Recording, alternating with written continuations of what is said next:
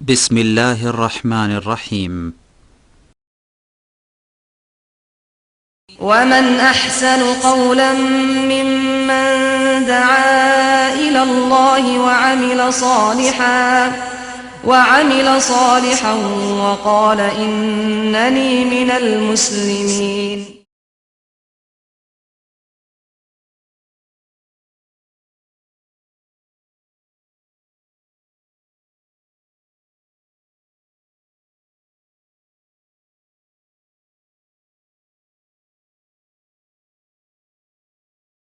أعوذ بالله من الشيطان الرجيم. بسم الله الرحمن الرحيم. وأقيم الصلاة إن الصلاة تنهى عن الفحشاء والمنكر. وقال الله في موضع آخر وأقيم الصلاة طرفي النهار وزلفا من الليل إن الحسنات يذهبن السيئات ذلك ذكرى للذاكرين. মহান আল্লাহর সমস্ত প্রশংসা যে আল্লাহ পাক রব্বুল আলামিন আমাদেরকে মুসলিম হওয়ার তৌফিক দান করেছেন এবং 5 ওয়াক্ত নামাজ ফরজ করেছেন। দরুদ ও সালাম নাযিল হোক প্রিয় নবী মুহাম্মদুর রাসূলুল্লাহ সাল্লাল্লাহু আলাইহি ওয়াসাল্লামের প্রতি, যিনি মহান আল্লাহর পক্ষ থেকে 7 আকাশের ওপর মেরাজে গিয়ে 5 ওয়াক্ত নামাজের তোহফা তার উম্মতের জন্য নিয়ে এসেছেন। আল্লাহুম্মা সাল্লি আলাইহি আল্লাহুম্মা বারিক আলাইহি।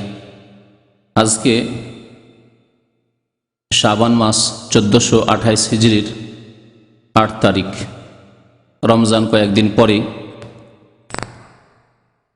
মনে করছি রমজানের পূর্বে মুসলিম ভাইদেরকে নামাজ সম্পর্কে একটু স্মরণ করিয়ে দেওয়া। আল্লাহ পাক রব্বুল আলামিন স্মরণ করিয়ে দিলে, উপদেশ দিলে মমিনকে ফায়দা হয়, মমিন উপকৃত হয়। এ সম্পর্কে ইরশাদ করেছেন ওয়াজাক্কির ফাইন্না যিকরা তানফাউল মুমিনিন। আল্লাহ পাক ইরশাদ করেছেন ওয়াজাক্কির, তুমি স্মরণ করিয়ে দাও হে নবী মুহাম্মদ সাল্লাল্লাহু আলাইহি ওয়াসাল্লাম, তুমি উপদেশ দাও। ফাইন্না যিকরা তানফাউল মুমিনিন, কারণ মানুষকে স্মরণ করিয়ে দিলে মুমিনরা উপকৃত হয়।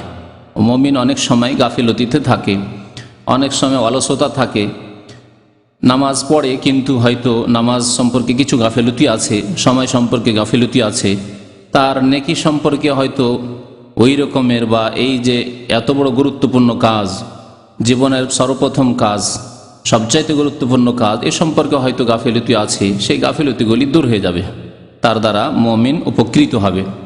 তাই নামাজ সম্পর্কে আজকে কয়েকটি দিক নিয়ে সংক্ষেপে আলোচনা করব। প্রথম দিক হচ্ছে নামাজের ফজিলত, উপকারিতা। নামাজ পড়লে পাবেন কি? নামাজ পড়লে আপনার উপকার কি? নামাজ পড়লে আপনার লাভ কি? দ্বিতীয় হচ্ছে নামাজের গুরুত্ব।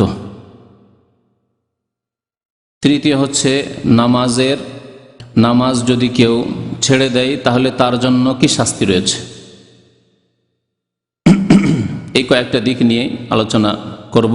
প্রথম শুরু করছি নামাজের ফজিলত সম্পর্কে। মহান আল্লাহ পাক ইরশাদ করেছেন সূরা আনকাবুতের আয়াত নম্বর 45-এ, ওয়া আকিমিস সালাহ ইন্নাস সালাতা তানহা আনিল ফাহশাই ওয়াল মুনকার। হে নবী মুহাম্মদ সাল্লাল্লাহু আলাইহি ওয়াসাল্লাম, তুমি নামাজ কায়েম করো, নামাজ প্রতিষ্ঠা করো। যেমনভাবে নামাজ পড়ার, নামাজ কায়েম করার আদেশ করা হয়েছে সেইভাবে নামাজ আদায় করো। এ হচ্ছে নামাজ কায়েম করা। যেভাবে আল্লাহ পাক রব্বুল আলামিন আদেশ করেছেন, যেই রকম তার গুণ বর্ণনা আল্লাহ পাক রব্বুল আলামিন নবীকে শিখিয়েছেন, যেসব তার রুকুন রয়েছে, ওয়াজিবাত রয়েছে, সুন্নাত রয়েছে, মুস্তাহাব বস্তু রয়েছে, বিষয় রয়েছে, সেসবকে খেয়াল করে সেসব পালন করা। আর নামাজ কায়েম করা হচ্ছে নামাজ ওয়াক্ত মোতাবেক পড়া। নামাজ কায়েম করা হচ্ছে নবী করিম সাল্লাল্লাহু আলাইহি সাল্লামের সুন্নত মোতাবেক নামাজ কায়েম করা। আল্লাহ বলছেন ওয়া আকিমিস সালাহ। কোরআনে কারিমের প্রায় জায়গায় আল্লাহ নামাজ কায়েম করার কথা বলেছেন। নামাজকে প্রতিষ্ঠিত করতে হবে যাতে সুন্দরভাবে নামাজ আদায় হয়। আর নামাজের হেফাজতের কথা আল্লাহ পাক রব্বুল আলামিন কয়েক আয়াতে বলেছেন। হাফেজু আলাস সালাওয়াত, নামাজের আল্লাহ হেফাজত করতে বলেছেন। ওয়াল্লাযীনা হুম আলা সালাওয়াতিহিম ইউহাফিজুন, যারা নামাজের হেফাজত করে থাকে। হেফাজত করা, সুরক্ষিত করা। হেফাজত করা আমরা সাধারণ ভাষায় বুঝছি যে কিভাবে কোনো কিছু হেফাজত হতে পারে, আর কায়েম কি করে হতে পারে, প্রতিষ্ঠিত কিভাবে হতে পারে, সুন্দর করে সাজানো কিভাবে হতে পারে। এ হচ্ছে নামাজ কায়েম করা। আল্লাহ পাক রব্বুল আলামিন বলছেন নামাজ কায়েম করো, তার উপকারিতা হচ্ছে ইন্নাস সালাতা তানহা আনিল ফাহশাই ওয়াল মুনকার, নিশ্চয় নামাজ সালাত মানুষকে বিরত রাখে, তানহা বিরত রাখে, বাঁচিয়ে রাখে, আনিল ফাহশা অশ্লীলতা থেকে, ওয়াল মুনকার আর অন্যায় কাজ থেকে। এ ফাহেসা বা ফাহশা আর মুনকার দুটি হচ্ছে আম খাস শব্দ। মুনকার হচ্ছে যে কোনো অবৈধ কাজ, নাজায়েজ কাজ, যে কোনো নিষিদ্ধ কাজ, হারাম কাজ, যে কোনো ইসলাম বিরোধী কাজ হচ্ছে মুনকার, যে কোনো গুনহার কাজ, পাপের কাজ হচ্ছে মুনকার। আর ফাহেসা হচ্ছে বিশেষ ধরনের পাপ, যেসব পাপ, যেসব গুনহা অত্যন্ত অশ্লীল এবং আল্লাহ রাব্বুল আলামিনের দ্বীনের সাথে সাথে মানুষের ফিতরত ঘৃণা করে। মানুষের প্রকৃতি যদি মানুষের মতো থাকে, একজন মুমিন মুসলিম মানুষ তার ফিতরত, তার প্রকৃতি ঘৃণা করে। এই জন্য মুমিন মুসলিম বললাম, যে ব্যক্তি মুমিন মুসলিম নয়, মুনাফিক, কাফের, মুশরিক, বিদিন, পাপিষ্ট, তার প্রকৃতি নষ্ট হয়ে গেছে, তার প্রকৃতি ধ্বংস হয়ে গেছে, তার প্রকৃতি বিকৃত হয়ে গেছে। সেই জন্য তাকে খারাপ কাজ ভালো লাগে, খারাপ কথা ভালো লাগে, খারাপ রাস্তায় চলতে ভালো লাগে, অন্যায় কাজই ভালো লাগে, ভালো কথা বললে তাকে কষ্ট লাগে। এই জন্য তারা হয়তো সেই ফাহেসাগুলিকে খারাপ মনে করবে না, জি, যেহেতু তার প্রকৃতি নেই। আল্লাহ পাক রব্বুল আলামিন যে ফিতরাতের উপর সৃষ্টি করেছেন সেই প্রকৃতি বদলিয়ে গেছে, বিকৃত হয়ে গেছে, মাস্ক হয়ে গেছে। এই জন্য নবী করিম সাল্লাল্লাহু আলাইহি ওয়াসাল্লাম বলেছেন যে কুল্লু মাউলুদিন ইউলাদু আলাল ফিতরা, প্রত্যেক শিশুর জন্ম হয় মায়ের পেট থেকে ভূমিষ্ঠ হয়ে আসে আলাল ফিতরা, ফিতরাতের ওপর, তার ইসলামের প্রকৃতির ওপর। ফিতরাতের ব্যাখ্যা করা হয়েছে ইসলাম বলে, আর ফিতরাতের শাব্দিক অর্থ হচ্ছে প্রকৃতি।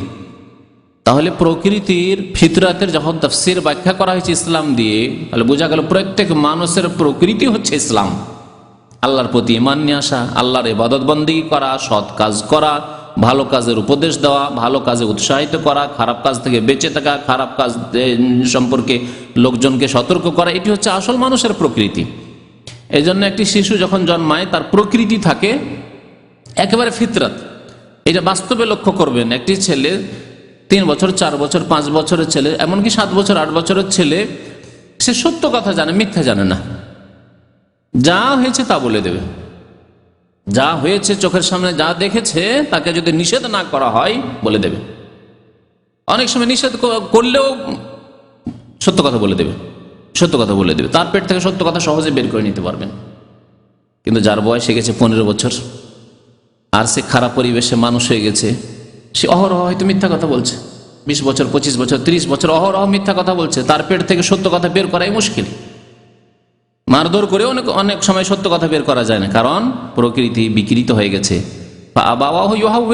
বাপ মা ইহুদি বানিয়ে দেয়, ইহুদি হলে, ইউনাসসিরা নেই, খ্রিস্টান হলে খ্রিস্টান বানিয়ে দেয়, ইউমাজ্জিসা নেই, অগ্নি পূজক হলে অগ্নি পূজক বানিয়ে দেয়, হিন্দু হলে হিন্দু বানিয়ে দেয়, কবর পূজারী হলে কবর পূজারী বানিয়ে দেয়, বেনামাজি হলে বেনামাজি বানিয়ে দেয়, পাপিষ্ট লম্পট হলে লম্পট বানিয়ে দেয়। বাবা মা একসাথে ফিল্ম দেখে ছেলে মেয়েদের কিনে, ওই ছেলে মেয়ে কি শিখবে? হ্যাঁ, বাবা মা জুয়া খেল, বিড়ি খায়, সিগারেট খায়, তাহলে কি শিখবে? তাই তো শিখবে, যা দেখেছে বাবা মাকে করতে তাই তো শিখবে। মিথ্যা কথা বলে, আছে বলে টেলিফোন, এই নেই বলে দাও, এটা শিখায়, তাহলে কি শিখবে? তাই শিখবে, তখন মিথ্যা কথা বলতে শিখবে। তার আগ পর্যন্ত ছেলে মিথ্যা কথা বলতে শিখে নেই। এই হচ্ছে ফিতরত। তো বলছিলাম যে মানুষের প্রকৃতি যদি বিকৃত না হয় তাহলে অশ্লীল কাজগুলিকে ঘৃণা করে। আল্লাহর দ্বীনে তো হারাম আছে, কোরআনে কারিমে তো হারাম আছে, রাসূলুল্লাহ সাল্লাল্লাহু আলাইহি ওয়াসাল্লাম হাদিসে তো নিষেধ করা হয়েছে, কিন্তু মানুষের প্রকৃতি ঘৃণা করে। জেনা, ব্যভিচার, জি, ফাহেসা, সমকামিতা, ফাহেসা, মানুষ যদি প্রকৃতির উপর থাকে এগুলোকে ঘৃণা করে। এইভাবে উলঙ্গ হওয়া, অশ্লীলতা, শরীরের এমন অংশ অঙ্গকে খোলা যেগুলি সাধারণত ঢেকে রাখা হয়। এটি বাচ্চা ছেলেকে 5 বছর 7 বছর লজ্জা পায়, কাপড় খুলতে লজ্জা পায়। 5 বছর 7 বছরের ছেলে বাথরুমে ঢুকে দিচ্ছে লক করে, আর দিয়ে ফেসে যাচ্ছে, ও এই খেয়ালই করে না যে আমি যে ফেসে যাবো, খুলতে পারবো না, কথা খেয়াল করে না, কারণ প্রকৃতির উপর আছে। এই জন্য উলঙ্গ হওয়া, শরীরের কিছু অংশ খোলা, যে অংশ ঢাকতে হয়, পুরুষের হোক অথবা নারীদের হোক, নারীদের গোটা শরীর ঢেকে রাখতে হয় অন্যদের সামনে, অন্য পুরুষের সামনে, শরীরের কিছু অংশ খোলা, এগুলি হচ্ছে ফাহেসা, অশ্লীলতার অন্তর্ভুক্ত। এই জন্য বেহায়া হওয়া, বেপরদা হওয়া, মাথা খোলা, চুল খোলা, হাত খোলা, পা খোলা, পেট খোলা, পিঠ খোলা, এগুলি হচ্ছে সব ফাহেসার অন্তর্ভুক্ত। জি, এইভাবে আজকালকার জামানায় মহিলাদের ছবি দেখা, ফিল্ম দেখা, মহিলাদের খবর শোনা, এগুলো সব ফাহেসার মধ্যে শামিল।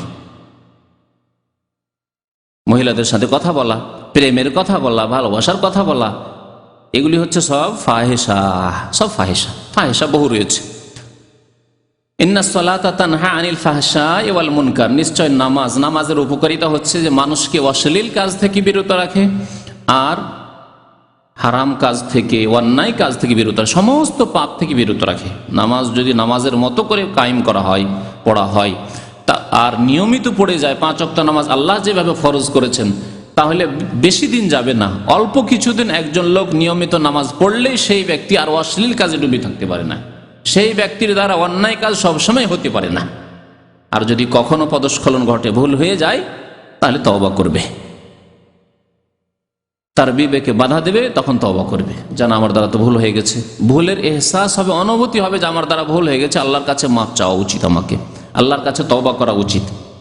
আল্লাহ পাক রব্বুল আলামিন আরো ইরশাদ করেছেন নামাজের উপকারিতা সম্পর্কে, সূরা হুদের আয়াত নম্বর 14, ওয়া আকিমিস সালাতা তারফাইন নাহার। আল্লাহ বলছেন, হে নবী, তুমি নামাজ কায়েম করো 2 বেলা, তারফাইন নাহার, দিনের 2 দিকে, মানে সকালে বিকেলে, ওয়াজলাফাম মিনাল লাইল, রাতের কিছু অংশে। এই 2টি বাক্য দিয়ে আল্লাহ পাক রব্বুল আলামিন 5 ওয়াক্ত নামাজের দিকে ইঙ্গিত করেছেন। আমি এর আগে বহুবারই বলেছি, কোরআনে কারিমে আল্লাহ পাক রব্বুল আলামিন 5 ওয়াক্ত শব্দটি বলেননি, তবে ইশারা ইঙ্গিতে 5 ওয়াক্তের কথা বলেছেন বেশ কয়েক আয়াতে। তার মধ্যে এটি একটি আয়াত, ওয়া আকিমিস সালাতা, নামাজ কায়েম করো, তারফাইন নাহার, দিনের 2 দিকে। তারাফ মানে এক কিনারা, আর তারাফাই মানে 2 কিনারা। দিনের 2 কিনারায় মানে সকালে বিকেলে। সকালে মানে কোন নামাজ? সহজ ব্যাপার, একটি নামাজ রয়েছে ফজর নামাজ। আর দিনের আর একদিকের কথা আল্লাহ পাক রব্বুল আলামিন বলেছেন। জোহরের নামাজ কখন পড়া হয়? জাওয়ালের পরে পড়া হয়, তাই না? জাওয়ালের পরে যখন পড়া হয়, তাহলে সেটা দিনের কোন দিকে চলে গেল? দিনের 2টা দিক, একটা হচ্ছে জাওয়ালের পূর্ব আর জাওয়ালের পর। তো জাওয়ালের পরে যখন চলে গেল, তখন সেটা দিনের 2য় দিকে চলে আসলো। এজন্য এর মধ্যে জোহর আসর দুটোই শামিল। তাহলে ফজর হয়ে গেল, জোহর হয়ে গেল, আসর হয়ে গেল, 3 ওয়াক্তের দিকে ইঙ্গিত করেছেন আল্লাহ পাক রব্বুল আলামিন এই বাক্য দিয়ে, তারফাইন নাহার, দিনের 2 দিকে। নবী করিম সাল্লাল্লাহু আলাইহি সাল্লামের প্রতি এই আয়াত নাযিল হয়েছে, তিনি এইভাবে ব্যাখ্যা করে দিয়েছেন যে খামসু সালাওয়াতিন কাতাবাহুন্নাল্লাহু আলাল ইবাদ। নবী করিম সাল্লাল্লাহু আলাইহি হাদিসে বলছেন, খামসু সালাওয়াতিন, 5 ওয়াক্ত নামাজ, কাতাবাহুন্না, আল্লাহ ফরজ করেছেন, আলাল ইবাদ, তার বান্দাদের উপর। এই আয়াতের তাফসীর কে করেছেন? যার প্রতি নাযিল হয়েছে, অন্য কোনো মুফাসসির না, যার প্রতি আয়াত নাযিল হয়েছে তিনি এই কথা বলেছেন। জি, আর একজন বেদুইন এসে জিজ্ঞাসা করেছে যে, ইয়া রাসূলুল্লাহ, আল্লাহ আমার উপর কতটি নামাজ ফরজ করেছেন বলুন তো দেখি। নবী সাল্লাল্লাহু আলাইহি ওয়াসাল্লাম বলেছেন, খামসু সালাওয়াতিন ফি কুল্লি ইয়াউমিন ওয়া লাইলা, প্রত্যেক দিন রাতে 24 ঘন্টায় খামসু সালাত, 5 ওয়াক্ত নামাজ। এভাবে নবী করিম সাল্লাল্লাহু আলাইহি ওয়াসাল্লাম বহু হাদিসে এই আয়াতগুলো ব্যাখ্যা করেছেন। ওয়া যুলাফাম মিনাল লাইল, রাতের কিছু অংশ, রাতের অংশের মধ্যে হচ্ছে মাগরিব এবং এশা। এই অংশটুকুর তাফসীর হচ্ছে মাগরিব এশা। তাহলে 5 ওয়াক্ত নামাজ হয়ে গেল। 5 ওয়াক্ত নামাজ কায়েম করলে কি হবে? ইন্নাল হাসানাত, এগুলো হচ্ছে নেকি, এগুলো হচ্ছে নেকি। আর নেকি করলে কি হবে? ইউযহিবুনাস সাইয়্যাত, ইন্নাল হাসানাতে ইউযহিবুনাস সাইয়্যাত, নিশ্চয় নেকি সমূহ মানুষের গুনাহ সমূহকে ধুয়ে মুছে নিয়ে যায়, সাফ করে নিয়ে যায়। তাহলে আল্লাহ পাক রব্বুল আলামিন এই আয়াতে নামাজের নেকির উপকারিতা উল্লেখ করলেন, যে নামাজ পড়লে মানুষের নেকি হয়, আর নেকি করলে গুনাহগুলি মাফ হয়ে যায়।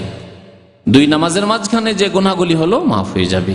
আর প্রত্যেক নামাজের জন্য উযু করতে হবে, আর উযু করলে গুনাহ খাতা মাফ হয়ে যাবে। এইভাবে নামাজের সাথে বিভিন্ন ক্ষেত্র রয়েছে, বিভিন্ন অবস্থা রয়েছে, যে অবস্থাগুলিতে গুনাহ খাতা কি হয়? মাফ হয় না? এইরকমই নামাজের জন্য পায়ে হেঁটে যাওয়া, কদমে কদমে গুনাহ মাফ হয়, কদমে কদমে নেকি বাড়ে, কদমে কদমে মর্যাদা উঁচু হয়, এগুলি নামাজের সাথে জড়িত। তো আল্লাহ পাক বলছেন ইন্নাল হাসানাত ইউযহিবুনাস সাইয়্যাত, নেকি করলে গুনাহ দূর হয়ে যায়। ইউযহিবুনাস সাইয়্যাত, গুনাহকে দূর, নেকি গুনাহকে দূর করে দেয়। আর এখানে যেহেতু প্রসঙ্গ নামাজের, প্রথম নামাজের বিষয় আসবে, যে নামাজের নেকি অন্য অন্য গুনাহগুলিকে দূর করে দেয়। তারপরে যে কোনো নেকির কথা আসবে, আপনার জাকাতের নেকি, আপনার রোজার নেকি, আপনার হজের নেকি, আপনার উমরার নেকি, আপনার মাতা পিতার খেদমতের নেকি, আপনার মানুষের সেবার নেকি, যত রকমের ফরাইজ, ওয়াজিবাত, সুন্নাত, মুস্তাহাব, যত ভালো কাজ রয়েছে সমস্ত নেকি ইউযহিবুনাস সাইয়্যাত। মানুষ নেকি করলেই গুনাহ দূরে সরে যায়, গুনাহ আর থাকে না। গুনাহ হয় না অথবা হয়ে গেলে গুনাহগুলি মাফ হয়ে যায়, গুনাহগুলি মাফ হয়ে যায়, সাগীরা গুনাহ, ছোট গুনাহগুলি মাফ হয়ে যায়। আর এই নেকিগুলি করার সাথে সাথে তওবা করতে হবে যদি কাবিরা গুনাহ থেকে থাকে। আল্লাহ পাক রব্বুল আলামিন নামাজের উপকারিতা সম্পর্কে আরো ইরশাদ করেছেন, ইন্নাল্লাযীনা আমানু ওয়া আমিলুস সালিহাতি ওয়া আকামুস সালাতা ওয়া আতাউয যাকাতা লাহুম আজরুহুম ইনদা রাব্বিহিম ওয়া লা খাউফুন আলাইহিম ওয়া লা হুম ইয়াহজানুন। সূরা বাকারা আয়াত নম্বর 277। মহান আল্লাহ ইরশাদ করেছেন, নিশ্চয় যারা ঈমান নিয়ে এসেছে, ঈমান শর্ত, ঈমান ছাড়া কোনো কিছু কাজে আসবে না, ঈমান ছাড়া নামাজ কাজে আসবে না।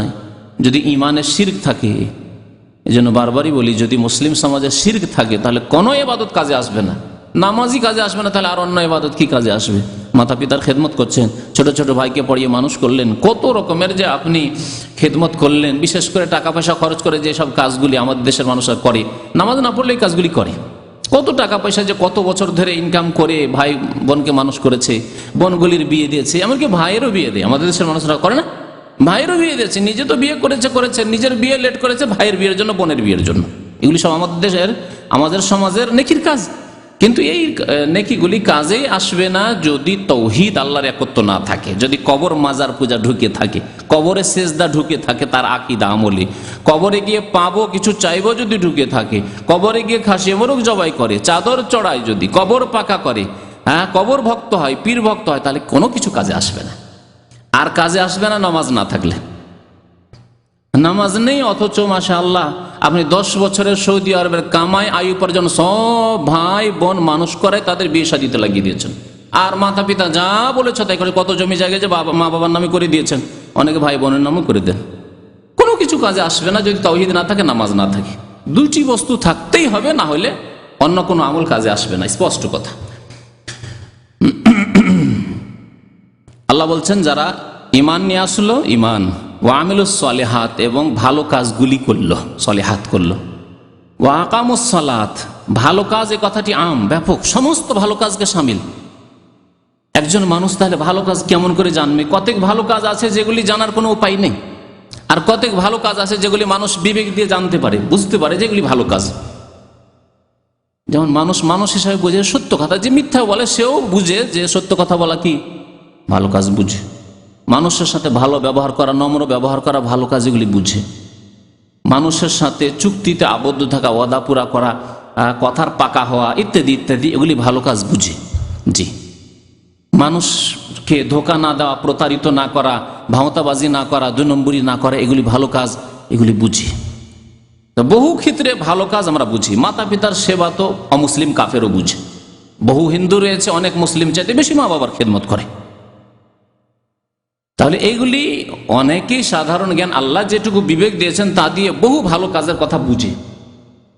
দুর্বলের ওপর দয়া করতে হবে, আর বড়দের শ্রদ্ধা করতে হবে, সম্মান করতে হবে, এগুলি কথা সাধারণ মানুষ বোঝে এগুলি কথা, নেকির কথা এগুলি। নবী করিম সাল্লাল্লাহু আলাইহি ওয়াসাল্লাম বলেছেন, লাইসা মিন্না মান লাম ইয়ারহাম সাগীরানা ওয়া লাম ইউক্কির কাবীরানা, আমার উম্মতের অন্তর্ভুক্ত ওরা না যারা বড়দের সম্মান করে না আর ছোটদের উপর রহম করে না, দয়া করে না। নবী সাল্লাল্লাহু আলাইহি ওয়াসাল্লাম বলেছেন। আমরা নিজের বিবেক দিয়েও বুঝছি এবং আল্লাহর নবীর হিদায়াতও আমাদের সামনে রয়েছে। কিন্তু একজন অমুসলিম, একজন মূর্খ, একজন জাহেল, সে তার বিবেক দিয়ে বুঝে যে বড়দের সম্মান করতে হয় আর ছোটদের উপর দয়া করতে হয়, দুর্বলদের উপর দয়া করতে হয়। তাহলে বহু কাজ আছে যেগুলি মানুষের সাধারণ জ্ঞান দিয়ে বুঝতে পারে যেগুলি ভালো কাজ, এগুলি খারাপ কাজ। কিন্তু বহু ভালো কাজ আছে যেগুলি ফরজ, কিন্তু মানুষ বিবেক দিয়ে বোঝা সম্ভবই না, অসম্ভব যে বিবেক দিয়ে সেগুলি উপলব্ধি করবে যে এই ভালো কাজগুলি আমাকে করা উচিত। যেমন 5 ওয়াক্ত নামাজ, আপনি কেমন করে বুঝবেন যদি আল্লাহ না জানাতেন, তার রাসূল যদি না জানাতেন 5 ওয়াক্ত নামাজের কথা, তার গুরুত্ব যদি না বলতেন, তো 5 ওয়াক্ত নামাজ যে এত গুরুত্বপূর্ণ, মুসলিম জীবনে প্রথম কাজ হচ্ছে নামাজ 5 ওয়াক্ত, কেমন করে বুঝতেন? তাই এটা বিবেকের ওপর ছেড়ে দিলে হবে না। আর 5ই বা যে ভালো কাজ, 6 ভালো নয়, 4ও ভালো নয়। হ্যাঁ, 1 ওয়াক্ত ছেড়ে দিলে জাহান্নামে চলে যান। ফজর ছাড়েন, শুধু 4 ওয়াক্ত পড়েন মাশাআল্লাহ, কিন্তু 1 ওয়াক্ত পড়েন না, জাহান্নামী। এটা বিবেক দিক বুঝার বিষয়? বিবেক দিক বুঝার বিষয় নাই। শতকরা 2.5টাকেই জাকাত দিতে হবে, এটা বিবেক দিয়ে বোঝার বিষয় নাই। হ্যাঁ, মানুষকে দান খেরাত করতে হবে, মানুষের উপকার করতে হবে, এটা তো বিবেক দিয়ে বোঝা যায়। কিন্তু শতকরা 2.5 টাকা ফরজ, এটা দিতেই হবে। 5 টাকাও ফরজ নয়, আর 2 টাকা দিলেও কাজ হবে না, শতকরা 2.5% দিতে হবে আপনাকে, সোনা চাঁদি টাকা পয়সায়। এটা বিবেক দিয়ে বোঝা যায় না। তো দ্বীন ইসলামের বেশ কিছু বিধিবিধান রয়েছে, তার মধ্যে বহু ফরজ ওয়াজিবাত রয়েছে যেগুলি মানুষ বিবেক দিয়ে বুঝতে পারে না।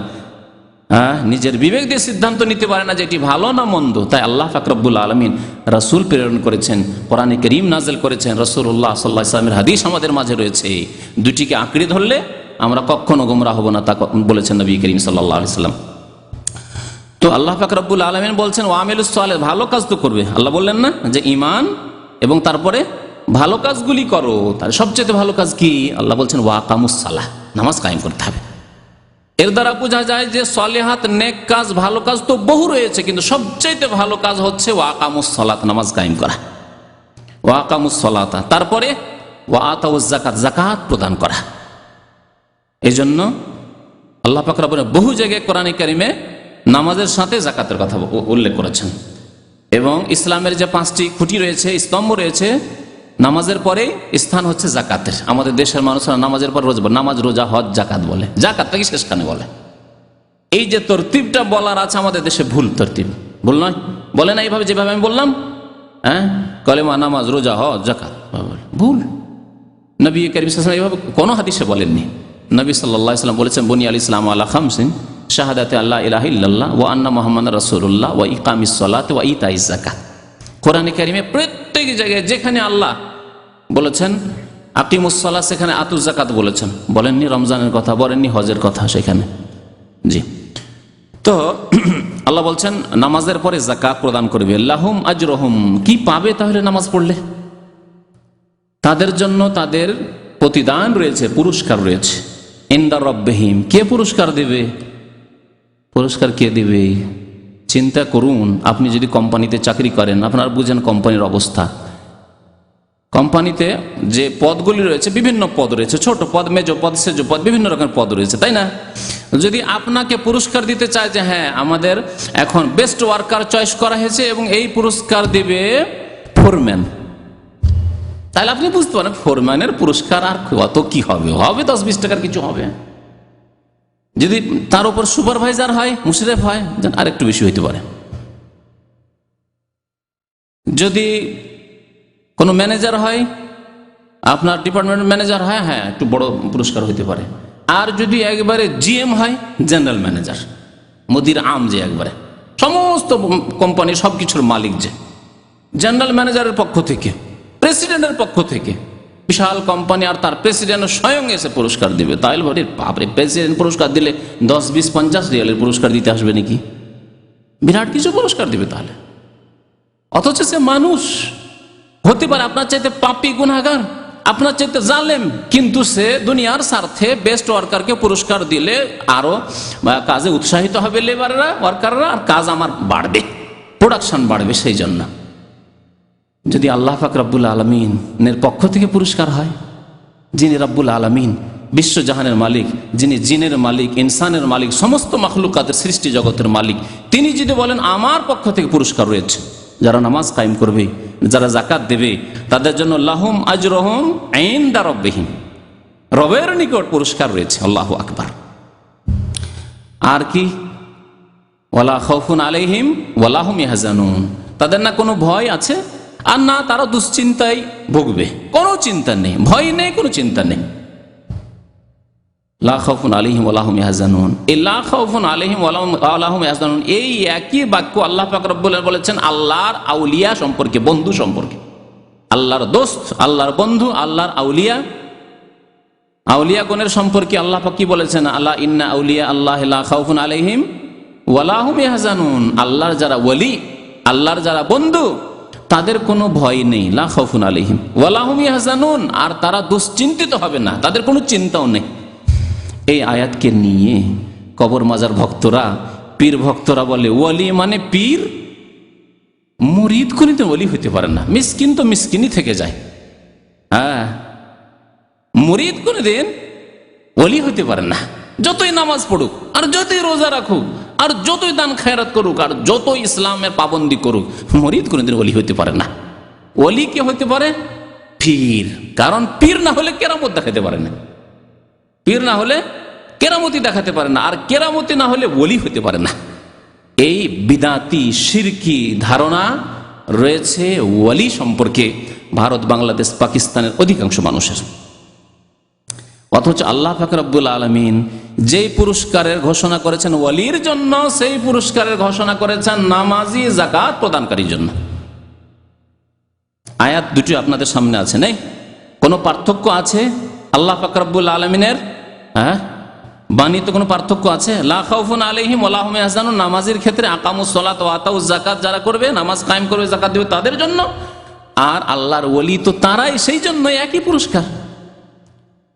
যারা ঈমান নিয়ে আসার পরে নেক আমল করবে, ঈমানের সাথে শিরকের সংমিশ্রণ করবে না, আর নেক আমলের দ্বার যত রয়েছে সবগুলিতে প্রবেশ করবে আর ভালো আমল করতে থাকবে, তার মধ্যে সবচাইতে ভালো আমল হচ্ছে নামাজ কায়েম করা, তা করবে, যাকাত দেওয়া, তা করবে, তাদের জন্য আল্লাহর কাছে পুরস্কার রয়েছে, রবের কাছে পুরস্কার রয়েছে, আর তাদের কোনো ভয় নেই, তাদের কোনো চিন্তা নেই।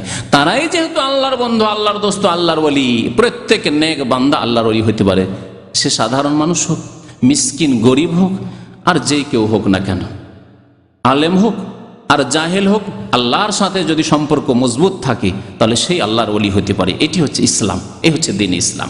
আর বিদাতি ধারণা যে ওলি তারাই যারা কবর মাজার নিয়ে আছে, যারা মুরিদ বানাতে পারছে, যাদের মুরিদের সংখ্যা যত বেশি তারাই হচ্ছে আল্লাহর ওলি। অথচ তার শিরকে ডুবে আছে, বিধাতে ডুবে আছে, তারা আল্লাহ এবং রসুলের কত যে নাফরমানি করছে, কত যে নাজায়েজ কাজ করছে এবং কত শিরক বিদাতের পথ দেখাচ্ছে, তারাই শিরক বিদাতের পথগুলি খুলেছে। নাহলে কবর মাজার পূজার পথ খুলতো না যদি এই পীর মুরিদির ব্যবসা ভারত উপমহাদেশে না আসতো। তাসাউফ যদি না আসতো, পীর মুরিদি না আসতো, তাহলে কোনো কবরের পূজা শুরু হতো না। এই সুফিবাদের ফলাফল হচ্ছে কবর পূজা, মাজার পূজা। আল্লাহ পাক রব্বুল আলামিনের পক্ষ থেকে এই পুরস্কার পেলেন। আল্লাহ পাক রব্বুল আলামিন আর এক মহা পুরস্কারের কথা বলেছেন নামাজের, কোরআনে কারিমে সূরা মুমিনুনের 1 নম্বর আয়াত থেকে শুরু করে 11 নম্বর আয়াত পর্যন্ত। এখানে দুইবার করে আল্লাহ নামাজের কথা উল্লেখ করেছেন। এক তো প্রথম আয়াতে কাদ আফলাহাল মুমিনুন আল্লাযীনা হুম ফি সালাতিহিম খাশিউন, দ্বিতীয় আয়াত, প্রথম আয়াত দ্বিতীয় আয়াত। আল্লাহ বলছেন ওই মুমিনরা সফল কাম হবে, কাদ আফলাহাল মুমিন, ওই মুমিনরা সফল কাম হবে, আল্লাযীনা হুম ফি সালাতিহিম খাশিউন, যারা তাদের নামাজে বিনয়ী, নামাজ পড়ার মতো নামাজ পড়ে, খুশু খুজুর সাথে একাগ্র চিত্তে আল্লাহ রাব্বুল আলামিনের সামনে হাজির হয়েছে। আল্লাহ রাব্বুল আলামিনকে যেন দেখতে পাচ্ছি, আর না হলে আল্লাহ কমপক্ষে আমাকে প্রত্যক্ষ করছেন, দেখছেন, এইভাবে ইবাদত বন্দেগী করার কথা নবী করিম সাল্লাল্লাহু আলাইহি ওয়াসাল্লাম হাদিসে উল্লেখ করেছেন। যে মর্যাদাকে ইহসানের কথা বলেছেন, নিষ্ঠার সাথে ইখলাসের সাথে ইবাদত করা। তারপরে বেশ কিছু গুণ আল্লাহ পাক রব্বুল আলামিন মুমিনের উল্লেখ করার পরে আবার শেষখানে ইতি টানছেন আল্লাহ পাক রব্বুল আলামিন, কি বলে? ওয়াল্লাযীনা হুম আলা সালাওয়াতিহিম ইউহাফিজুন, আর ওই মুমিনরাই সফল কাম হবে যারা নামাজের হেফাজত করে থাকে। যারা নামাজের কি করে? ইউহাফিজুন, হেফাজত করে থাকে। আল্লাহ তো এক পুরস্কারের কথা বলে দিয়েছেন যে তারা মুক্তি পাবে, যথেষ্ট ছিল। আল্লাহ পাক রব্বুল আলামিন মানুষকে উৎসাহিত করার জন্য যে দেখো কেমন সফল কাম হবে, শোনো, উলাইকা হুমুল ওয়ারিসুন আল্লাযীনা ইয়ারিসুনাল ফিরদাউসা হুম ফিহা খালিদুন, এরাই তো ওয়ারিস হবে, এরাই তো উত্তরাধিকারী হবে। কিসের ওয়ারিস হবে? ধন সম্পদের। আম্বিয়া কিরাম ধন সম্পদের ওয়ারিস বানাতেন না। আম্বিয়া কিরামের যারা নায়েব, তাদেরকে এলমের ওয়ারিস বানিয়েছেন। যারা এলম, দ্বীনের এলম হাসিল করবে, কোরআনের জ্ঞান হাসিল করবে, রাসূলুল্লাহ সাল্লাল্লাহু আলাইহি ওয়াসাল্লাম হাদিসের জ্ঞান হাসিল করবে, তারাই নবীর ওয়ারিস। আর এরা কিসের ওয়ারিস হবে? মুমিন যারা নামাজি, যারা নামাজের হেফাজত করে, নামাজে যারা বিনয়ী, আল্লাযীনা ইয়ারিসুনাল ফিরদাউস, আল্লাহ বলছেন এরা ফিরদাউসের ওয়ারিস হবে, এরা ফিরদাউসের উত্তরাধিকারী হবে, ওয়ারিস হবে। আল্লাহ পাক রব্বুল আলামিন এই আয়াতের তাফসীরে রয়েছে যে আল্লাহ পাক রব্বুল আলামিন প্রত্যেক মানুষের জন্য জান্নাতে একটি করে স্থান তৈরি করেছে। প্রত্যেক মানুষের জন্য, সে মুসলিম হোক অমুসলিম, সবার জন্য জান্নাতে স্থান আছে। সবাই যদি আল্লাহর ইবাদত বন্দি করে, সারা বিশ্বের মানুষ মুসলিম হয়ে যায়, মুমিন হয়ে যায়, আর সবাই যদি আল্লাহর ইবাদত বন্দি করে, সবার জায়গায় জান্নাতে আছে। আল্লাহ তৈরি করেছেন। এই জন্য কবরে যখন চলে যাবে তো গুনাহগারকে দেখানো হবে, জান্নাতের স্থান দেখানো হবে আর জাহান্নাম দেখানো হবে, আর বলে হাযা মাকআদুক, হাযা মাকআদুক, এই তোমার স্থান ছিল, তুমি যদি ঈমান নিয়ে আসতে আর নামাজ পড়তে, যদি সৎ আমল করতে, কিন্তু আল্লাহ পাক রব্বুল আলামিন তোমার স্থান বদলিয়ে দিয়েছেন, কারণ তুমি ঈমান নিয়ে আসনি, নামাজ কায়েম করনি, জাহান্নামে তোমার স্থান তৈরি করে দিয়েছেন। তাহলে স্থান ছিল, ওর স্থানটা তো খালি থেকে গেল, ঠিক না? এইভাবে বহু কাফের রয়েছে আজকে পৃথিবীতে। কাফের সংখ্যা বেশি, বেনামাজের সংখ্যা বেশি, পাপিষ্ঠর সংখ্যা বেশি, গুনাহগারের সংখ্যা বেশি। তাহলে এরা জান্নাত থেকে যে মাহরুম, বঞ্চিত হবে, তাদের জায়গাগুলি তো খালি থাকবে। আর মুমিন সৎকর্মশীল তারা জান্নাতে যাবে, আর জান্নাতের নিজের জায়গা পেয়েও আবার ওই জায়গাগুলির তারা ওয়ারিস হবে, উত্তরাধিকারী হবে। কাফের চলে গেছে, বেনামাজি চলে গেছে জাহান্নামে, যে মুশরিক চলে গেছে জাহান্নামে, বিদাতি চলে গেছে জাহান্নামে, এদের জায়গাগুলির ওয়ারিস কারা হবে? আল্লাযীনা ইয়ারিসুনাল ফিরদাউস হুম ফিহা খালিদুন। যারা নামাজের হেফাজত করেছে, নামাজে খুশু করেছে, নামাজে বিনয় হয়েছে, তারা জান্নাতুল ফিরদাউসের ওয়ারিস হবে এবং হুম ফিহা খালিদুন, সেখানে চিরকাল অবস্থান করবে, চিরকাল থাকবে। আল্লাহ, যদি জানি না আমরা কবছর বাঁচবো, বলতে পারেন কবছর বাঁচবো? কেউ বলতে পারবেন না এই বছরটা যাবে কি যাবে না। এই বছর তো দূরের কথা, রমজান পাবো কি পাবো না, আপনি পাবেন কি পাবেন না, কেউ বলতে পারেন না।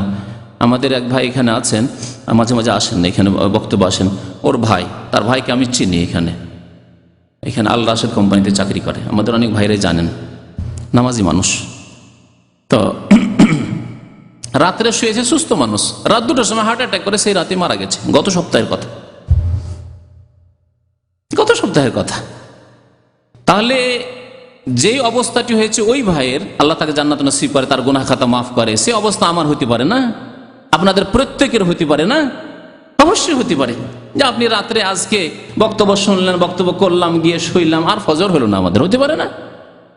তারপরেও যদি এখনই সুসংবাদ দিয়ে দেওয়া হয় কাউকে, একটা উদাহরণ দিচ্ছি, যে তোমাকে সৌদি ন্যাশনালিটি দেওয়া হবে, কারণ এই ন্যাশনালিটিকে আমরা গুরুত্বের নজরে দেখছি, আরে মক্কায় থাকতে পাবো রে, মদিনায় থাকতে পাবো, মক্কা মদিনার দেশের নাগরিক, স্বাভাবিক কথা। যদি আমরা ধর্মীয় চেতনা নিয়েও যদি দেখি, ধর্মীয় দৃষ্টি নিয়েও দেখি, তবুও আমাদের জন্য একটা দুনিয়ার ভালো নিয়ামত একটা। আর যারা দুনিয়ার দৃষ্টিভঙ্গি নিয়ে দেখছে, সেই ক্ষেত্রেও কম নয়। আর সেই ক্ষেত্রে যদি ওই দেশগুলির কথা বলি, যে দেশের ন্যাশনালিটি নেওয়ার জন্য মানুষ কত রকমের যে রাস্তা অবলম্বন করছে, ওই দেশের মহিলাদেরকে বিয়ে করছে, আর 2 নম্বরই বিয়ে করছে, এক মহিলাকে 10 জন 20 জন 50 জন কন্ট্রাক্টর বিয়ে করে রাখছে, আর মহিলা গিয়ে কেস করছে আদালতে, যায় আমার স্বামী, সুতরাং একে আমাকে নাগরিকত্ব দিতে হবে, একে আমার স্বামীকে নাগরিকত্ব যেমন দেওয়া হয়ে গেল, আপনাকে স্পর্শ করতে দেবে না, শুধু টেলিফোনে, হ্যাঁ তোমাকে ন্যাশনালিটি দাওয়িয়ে দিচ্ছি, আপনি তার স্বামী।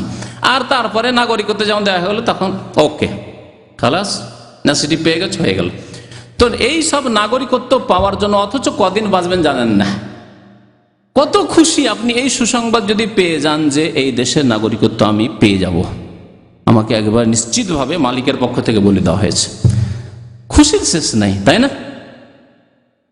যে চিরকাল থাকতে পাবো, কন্ট্রাক্টে আছি, একামা আছি, এখনই যদি মালিকের সাথে একটু এদিক সেদিক হয়, পাট করে এক্সিট লাগিয়ে দিয়ে কখন যে এয়ারপোর্টে পৌঁছে দিবে, বলবে যে চলো একটু কাজ আছে, 91 একটু কাজ আছে, 91 করে দিল, নিয়ে এয়ারপোর্টে একটু কাজ আছে, একটা লোক আসছে, ওকে নিতে যাচ্ছি কি আপনাকে দিতে যাচ্ছে, এরকম বহু ঘটনাই ঘটছে। তো কথা হচ্ছে যে আপনি যদি নাগরিকত্বের সুসংবাদ পেয়ে যান, তো কি বুঝতে পারছেন যে আমি কমপক্ষে এখানে থাকতে পারবো, স্থায়ীভাবে থাকতে পারবো, যে কদিন বেঁচে আছে স্থায়ীভাবে থাকতে পারবো, এর জন্য কত খুশি। তাহলে জান্নাত সম্পর্কে আল্লাহ পাক রব্বুল আলামিন বলছেন হুম ফিহা খালিদুন, শুনে তো এত খুশি হলেন না? তো হচ্ছে কি আমরা মুসলমান এরকম খুশি যে আখিরাত তো চিরকালের স্থান, চিরকালের ঘর, সেখানে 2টি স্থান আছে, জান্নাত না হয় জাহান্নাম। আর যারা নামাজি, আল্লাহু আকবার, যারা নামাজের হেফাজত করেছে, নামাজে যারা বিনয়ী সুন্দর করে নামাজ পড়েছে, তারা জান্নাতুল ফিরদাউস থাকবে, আর হুম ফিহা খালিদুন, সেখানে চিরকাল অবস্থান করবে। আমরা তো খুশি হই না? আমাদের কেমন খুশি হওয়া উচিত। এক্ষুনি যদি কার্ডটা, ন্যাশনালিটি কার্ড এনে পকেটে দিয়ে দেয়, তো কত খুশি। আর আল্লাহ পাক রব্বুল আলামিন খবর দিচ্ছেন, ওমান আসদাকু মিনাল্লাহি হাদিসা, আল্লাহ কোরআনে বলছেন যে আল্লাহর চাইতে সত্য কথা আর কার হতে পারে। আল্লাহ বলছেন চিরকাল সেখানে থাকবে, জান্নাতে, জান্নাতুল ফিরদাউস।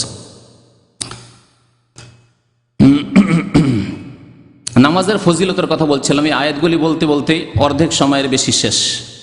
নবী করিম সাল্লাল্লাহু আলাইহি সাল্লাম বহু হাদিসে নামাজের ফজিলতের কথা বলেছেন। একটি হাদিস জানা আছে, শুধু বলেছি আগে স্মরণ করার জন্য, হয়তো অনেক ভাইরই জানা আছে।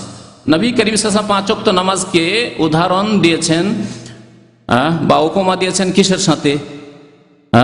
নদীতে 5 বার গোসল করার সাথে। বাড়ির সামনে আরাআইতুম লাউ আন্না নাহরান বিবাবি আহাদিকুম, আচ্ছা বলো তোমাদের দরজার সামনে যদি নহর থাকে, মানে নদী থাকে, ইয়াগতাসিলু ফিহা কুল্লা ইয়াউমিন খামসান, আর প্রত্যেক দিন যদি 5 বার করে সেই নদীতে গোসল করেন। আমরা নদীর দেশের মানুষ, ঘন ঘন যেখানে সেখানে নদী আছে, নদীতে যদি 5 বার করে গোসল করেন, হাল ইয়াবকা মিন দারানিহি শাই, তাহলে শরীরে ময়লা মাটি থাকতে পারে? জিজ্ঞাসা করেছেন নবী করিম সাল্লাল্লাহু আলাইহি ওয়াসাল্লাম সাহাবায়ে কেরামকে। সাহাবারা বলেন ক্বালু লা ইয়াবকা মিন দারানিহি শাই, একবার গোসল করলে তো মানুষ পরিষ্কার হয়ে যায়, 5 বার গোসল করবে, আবার ময়লা থাকার কথা? ময়লা থাকবেই না। ময়লা কেন থাকবে তার শরীরে? অবশ্যই ময়লা থাকবে না। নবী করিম সাল্লাল্লাহু আলাইহি ওয়াসাল্লাম বলেন ফাকাযালিকা মাসালুস সালাওয়াতিল খামস, এটি হচ্ছে উপমা 5 ওয়াক্ত নামাজের। 5 ওয়াক্ত নামাজের উপমা। 5 ওয়াক্ত নামাজ পড়লে ইয়ামহুল্লাহু বিহিন্নাল খাতায়া, এই 5 ওয়াক্ত নামাজ দ্বারা আল্লাহ পাক রব্বুল গুনাহ খাতা সব ধুয়ে মুছে সাফ করে দেবেন, মাফ করে দেবেন। বুখারী শরীফের হাদিস। নবী করিম সাল্লাল্লাহু আলাইহি ওয়াসাল্লামকে এক সাহাবী এসে জিজ্ঞাসা করছেন যে আরাআইতা ইযা সাল্লাইতু সালাওয়াতুল মাকতুবা, আমি যদি 5 ওয়াক্ত নামাজ পড়ি, ওয়াসুমতু রমজান, নামাজ পড়ি, রমজান মাসে রোজা রাখি, ওয়া আহলালতুল হালাল, হালালকে হালাল মনে করি, হালালকে হালাল মনে করি, হালাল খাই, হালাল বলি, হালাল চলি, ওয়া হারামতুল হারাম, আর হারামকে হারাম মনে করি। হারামকে হারাম মনে করা মানে কি? মানে হারাম খাই না, হারাম বলি না, হারাম পথে চলি না, হারাম ব্যবহার করি না। ওয়ালাম আজিদ আলা যালিকা শাইআন, এর বেশি যদি আমি কিছু না করতে পারি, এর বেশি যদি আমি কিছু না করতে পারি। যাকাতের কথা তো বলেননি তিনি, বলেছেন কি? বলেন, হয়তো গরিব মানুষ ছিলেন, অভাবী লোক থাকলে তাকে আর যাকাতের কথা কি? যাকাত তার নেই। হজ তখন পর্যন্ত ফরজ হয়নি। নবী সাল্লাল্লাহু আলাইহি ওয়াসাল্লামের শেষ জীবনে 9ম হিজরিতে হজ ফরজ হয়েছে, বা 10ম হিজরির প্রথম দিকে, এটি হচ্ছে সঠিক। তাহলে এই সাহাবী যখন জিজ্ঞাসা করলেন আর বললেন যে আমি এই 4টি কথা বললেন, আমি যদি কি করি, 5 ওয়াক্ত নামাজ পড়ি, আর রমজান মাসের রোজা রাখি, যেহেতু রমজান মাসের রোজা 2টি হিজরিতে ফরজ হয়ে গেছিল, আর গরিব মানুষ, আমি হালালকে হালাল মনে করি, হারামকে হারাম মনে করি, আর এর বেশি যদি আমি কিছু না করতে পারি, আর বেশি নাকি করতে পারলাম, তাহাজ্জুদও পড়তে পারলাম না, ইশরাক চাষও করতে পারলাম না, আর নফল ইবাদত বন্দেগী বেশি করতে পারলাম না, আর জনসেবামূলক কিছু কাজও করতে পারলাম না, বেশি দিনের খেদমতও করতে পারলাম না, এতটুকু করতে পারলাম, আদখুলুল জান্নাহ, আমি জান্নাতে যেতে পারবো কি? জান্নাতে দাখিল হতে পারবো কি? কালা নাম, নবী করিম সাল্লাল্লাহু আলাইহি ওয়াসাল্লাম, হ্যাঁ অবশ্যই। নামাজ পড়ো, রোজা রাখো, আর হালালকে হালাল মনে করো, মানে হালাল খাবেন, হালাল পড়বেন, হালাল চলবেন। হারাম তাহলে আপনি ব্যবহার করছেন না, হারাম বলছেন না, তাহলে বহু পাপ থেকে আপনি বেঁচে আছেন, তাই না? বরং সমস্ত পাপ থেকে, আপনি হারামকে হারাম মনে করছেন মানে সমস্ত গুনাহ থেকে বেঁচে আছেন, গুনাহ থেকে বেঁচে আছেন, আর হালালকে হালাল মনে করছেন, হালাল পথে চলছেন, নামাজ পড়ছেন, রোজা রাখছেন রমজান মাসে। নবী সাল্লাল্লাহু আলাইহি ওয়াসাল্লাম কি বললেন? নাম, হ্যাঁ জান্নাতে তুমি যেতে পারবে। ওই সাহাবী বলেন ওয়াল্লাহি, আল্লাহর কসম করে বলছি, লা আজিদু আলা যালিকা শাইআন, তাহলে আমি আর বেশি আর করব না, যথেষ্ট। বেদুইন মানুষ তো, যখন জান্নাতে এই দিয়ে যেতে পারবো যথেষ্ট আমার জন্য, আমি গরিব মানুষ, বাস যথেষ্ট। গরিব মানুষকে বলবেন তুমি দান করিও, কোত্থেকে দান করেছে? নিজেই খেতে পাই না। আবু হুরায়রা রাদিয়াল্লাহু তাআলা আরেকটি হাদিস বর্ণনা করেছেন, মুসলিম শরীফের হাদিস, বলছেন আস-সালাওয়াতুল খামসু ওয়াল জুমআতু ইলাল জুমআহ ওয়া রমাদানু ইলা রমাদান মুকাফফিরাতুন লিমা বাইনাহুন্না ইযা ইজতুনিবাল কাবায়ের। 5 ওয়াক্ত নামাজ যারা পড়বে, জুমার নামাজ পড়বে, আর রমজান মাসে রোজা রাখবে, তাদের সব গুনাহগুলি মাফ হয়ে যাবে। এর মাঝে যেই গুনাহগুলি হবে সব মাফ হয়ে, জোহর থেকে আসরের মাঝখানে যে গুনাহ হইলো মাফ হয়ে গেল, আসর থেকে মাগরিবের মাঝে গুনাহ হইলো মাফ হয়ে গেল, জি মাগরিব থেকে ঈশা, ঈশা থেকে ফজর, ফজর থেকে জোহর, এই যে গুনাহগুলি মাফ হলো, সব মাফ হয়ে গেল। নামাজ পড়লেন মাফ হয়ে গেল, এক জুমা থেকে আরেক জুমা গুনাহ মাফ হয়ে গেল। এইভাবে রমজান মাসে রোজা রাখলেন, সিয়াম পালন করলেন, কিয়াম করলেন, গুনাহগুলি মাফ হয়ে, 1 বছর গুনাহ খাতা মাফ হয়ে গেল। তার মানে এই নয় যে পাপ করতে থাকবেন আপনি, তার মানে কি যে গুনাহ তো মাফ হয়ে যাচ্ছে, গুনাহ করতে থাকবেন না, কখনো না। আপনি ইচ্ছে করে গুনাহ করেন না, কিন্তু গুনাহ খাতা হইতে আছে, ভুল ভ্রান্তি হইতে আছে, আল্লাহ পাক রব্বুল আলামিন তা মাফ করে দেবেন। ইজাজতুনিবাল কাবায়ের শর্ত হচ্ছে কাবিরা গুনাহ থেকে বেঁচে থাকতে হবে। না আপনি চুরি করবেন, না বেঈমানি করবেন, না ডাকাতি করবেন, না জুয়া খেলবেন, জেনা ব্যভিচার করবেন, কাউকে খুন করবেন ইত্যাদি। যত কাবিরা গুনাহ আছে কাবিরা থেকে আপনি বেঁচে থাকবেন। এইরকমই সবচাইতে বড় কাবিরা হচ্ছে শিরক, শিরক থেকে বেঁচে থাকবেন। তারপরের কাবিরা হচ্ছে 2 নম্বর শিরকের সমান আল্লাহ উল্লেখ করেছেন ওয়া আকিমুস সালাতা ওয়া লা তাকুনু মিনাল মুশরিকিন। শিরকের সমান গুনাহ হচ্ছে নামাজ ত্যাগ করা। বেনামাজি হবেন না। এমন দিন না হয় যে যেই দিন আপনি ফজর পড়েননি আর পড়লেন না, আপনি ছুটে গেল তো গেল, কোন অক্ত গেল তো গেল আর পড়লেন না, কাবিরা গুনাহ। যদি কাবিরা গুনাহ থেকে কেউ বেঁচে থাকে তাহলে এই 5 ওয়াক্ত নামাজ, জুমার নামাজ, রমজান মাসের রোজা তার জন্য কাফফারা হয়ে যাবে, গুনাহগুলি তার সাফ হয়ে যাবে, মাফ হয়ে যাবে। আব্দুল্লাহ বিন মাসউদ রাদিয়াল্লাহু তাআলা একটু বড় হাদিস শুনিয়েছেন, নবী করিম সাল্লাল্লাহু আলাইহি ওয়াসাল্লাম থেকে শুনেছেন, কিন্তু তিনি নিজেই বর্ণনা করেছেন মওকুফ হাদিস। বলছেন, যেই ব্যক্তি পছন্দ করে মান সাররাহু আইয়াল কাল্লাহ গাদাম মুসলিমান, আগামীকালকে যেই দিন তার মরণের দিন আসবে, আগামীকাল বলেছেন অর্থাৎ মৃত্যুর দিন, যদি আল্লাহর সাথে মুসলিম হয়ে সাক্ষাৎ করতে চায়, কত সুন্দর কথা। তাহলে মুসলিম হয়ে আল্লাহর সাথে মোলাকাত যদি করতে হয় নামাজ পড়ে মোলাকাত করতে হবে, বেনামাজি হয়ে মুসলিম হয়ে আল্লাহর সাথে সাক্ষাৎ হবে না। মানসাররাহু, যেই ব্যক্তি পছন্দ করে যে আল্লাহর সাথে সে সাক্ষাৎ করবে, গাদাম মুসলিমান, আগামীকালকে মুসলিম হয়ে, ফালিয়ুহাফিজ আলা হাউলাইস সালাওয়াত, সে যেন 5 ওয়াক্ত নামাজের হেফাজত করে, 5 ওয়াক্ত নামাজের হেফাজত করে। হাইসু ইউনাদা বিহিন্না, যার জন্য আজান দেওয়া হচ্ছে। আজান কি জন্য দেওয়া হচ্ছে? হাইয়া আলাস সালাহ, নামাজ পড়তে এসো। হাইয়া আলাল ফালাহ, মুক্তির জন্য এসো। কাদ কামাতিস সালাহ, ইকামতে বলা নামাজ শুরু হয়ে গেল, আসো। জি, ফাইনাল্লাহ শারা লিনাবিয়িকুম সুনানাল হুদা ওয়া ইন্নাহুন্না মিন সুনানিল হুদা। আল্লাহ পাক রব্বুল নবী সাল্লাল্লাহু আলাইহি ওয়াসাল্লামকে ভালো ভালো কাজ, হিদায়াতের তরিকা বাতলিয়েছেন, হিদায়াতের আদর্শ দিয়েছেন। আর এই 5 ওয়াক্ত নামাজ হচ্ছে হিদায়াতের আদর্শ, হিদায়াতের আদর্শ। ওয়ালাউ আন্নাকুম সাল্লাইতুম ফি বুয়ুতিকুম, এমন আমাদের দেশে অনেকে আছে যারা ঘরে নামাজ পড়ে, মসজিদে যায় না। তাদের সম্পর্কে শুনেন, ঘরে নামাজ পড়লে কাজ হবে না। তোমরা যদি বাড়িতে নামাজ পড়ো, কামা ইউসাল্লি হাযাল মুতাখাল্লিফ ফি বাইতিহি, যেমন মুনাফিকরা ইমানের দুর্বল লোকের পিছনে থাকে আর মসজিদে আসে না, নামাজ পড়া অলস, ওই রাত্রে অন্ধকারে যাব গ্রামে গঞ্জে, এশার নামাজে অন্ধকারে মসজিদে যাব, বাড়িতে নামাজ পড়িনি। ফজরে শহরের লোকদের ফজরে উঠবো, যাবো, ঘুমটা ডিস্টার্ব হয়ে তাড়াতাড়ি নামাজটা পড়ে আবার শুয়ে যায়। শহরের লোকদেরই অভ্যাস হচ্ছে ফজর পরে শোয়া, ঠিক কিনা?